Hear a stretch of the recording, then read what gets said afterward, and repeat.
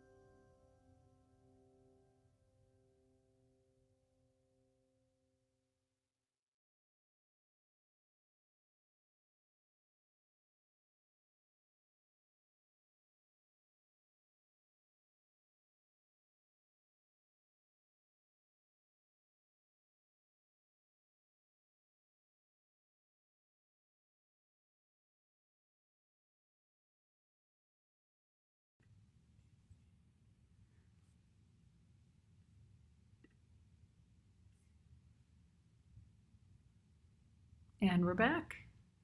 We are back. Yay! Oh, Ruth, it's so good to be with you again doing the silent meditation today. And actually, to do it where we can see and hear each other, because we did try to do that, and it did not work before when I was at the other house.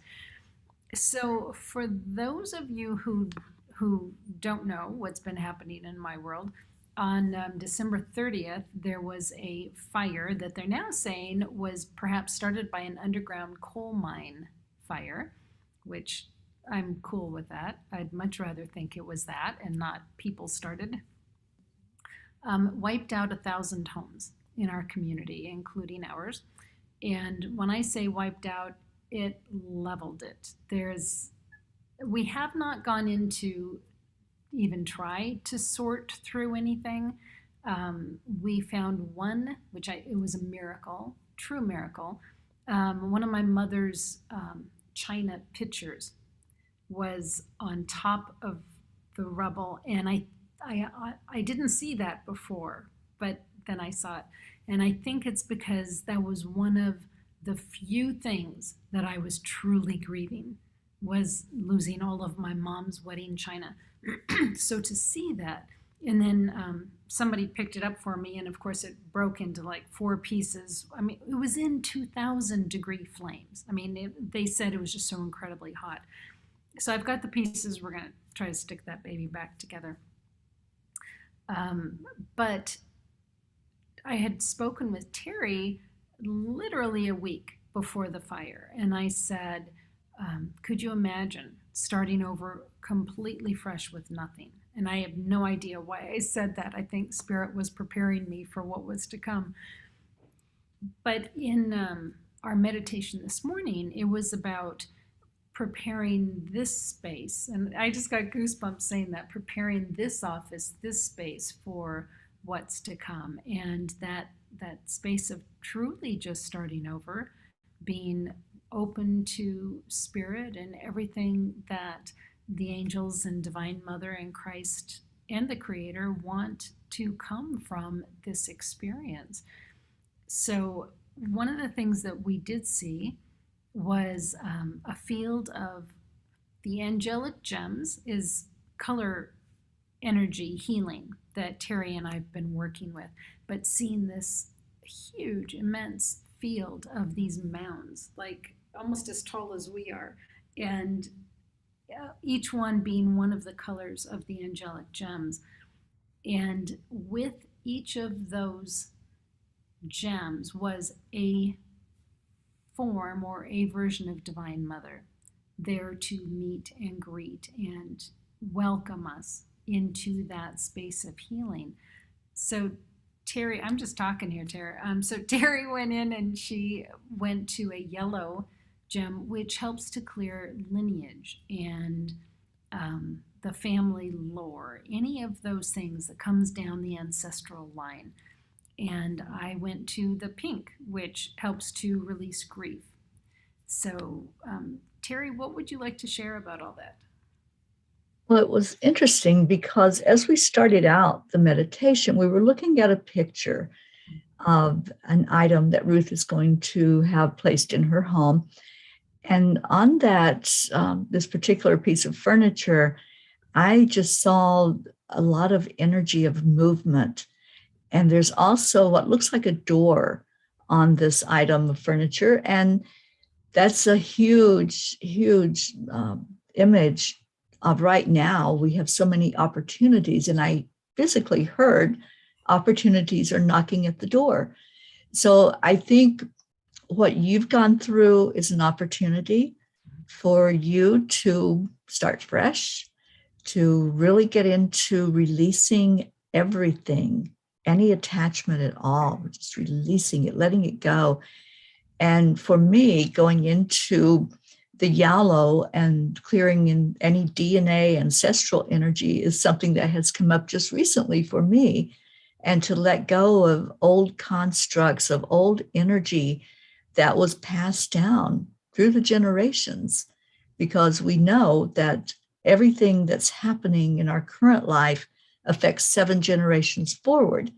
So what's going on right now is coming down the line from 7 generations going back. So my attention has been drawn lately to my ancestors, my ancestry, which is part of it is Irish. And so there's been a big draw to clear the energy from that, from the area of Ireland, whatever took place there. And we know that it's so rich in history.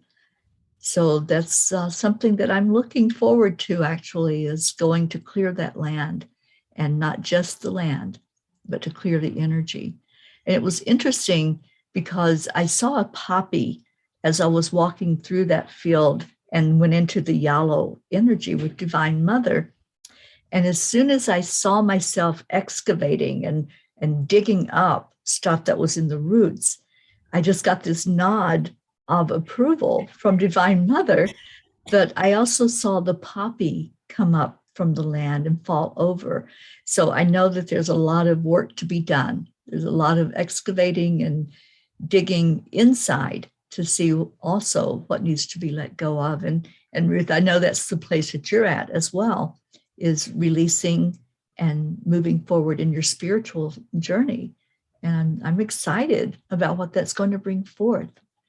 You know, we have benefited from you for a few years now of what's been created with Enlightened World Network, with you doing that inner journey and searching and really looking at things. But I think this is a level up. I think that's what the message is, that now it's intensified, and it's intensifying for so many of us who right now are doing that inner search. And there are many that are going, they didn't go through maybe the burning down of the house, but they are going through the inner search and what's priority right now, what's important. You know, and Teri, we also saw a little bit about the spiritual lineage as Mhm. well.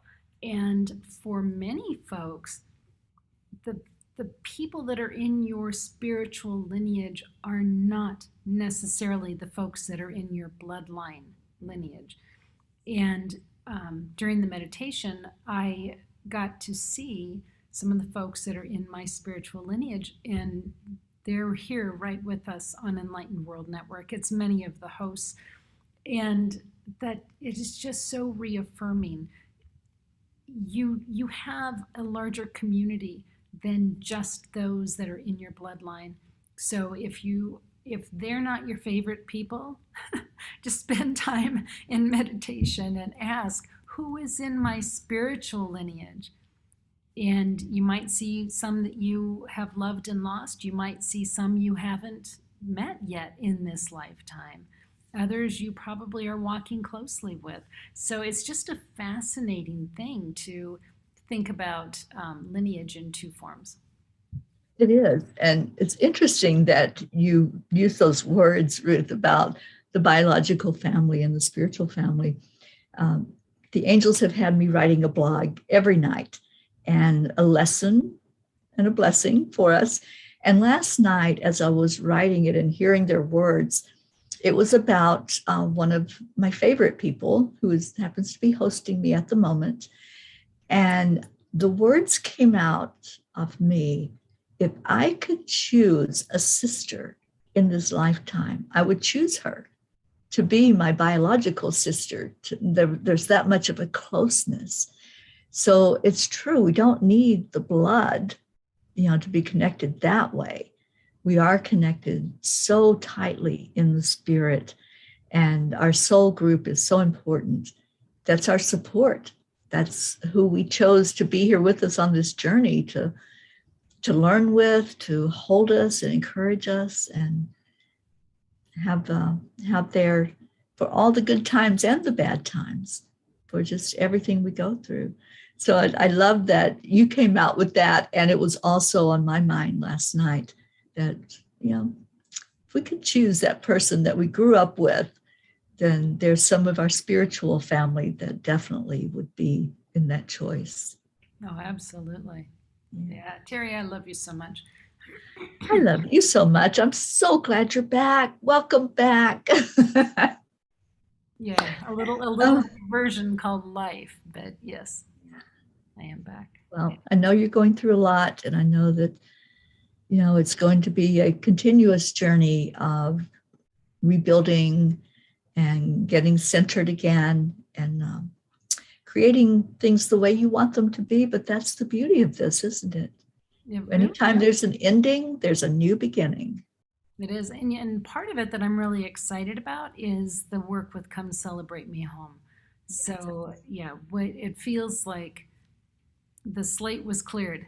So we can really focus on that. And Come Celebrate Me Home is something that Teri and I have been working on, I don't know for how many months now, but to really help folks that are transitioning, folks as they're going through their end times, or to support the people that are loving their family who's going through their end time. So anyway, Come Celebrate Me Home.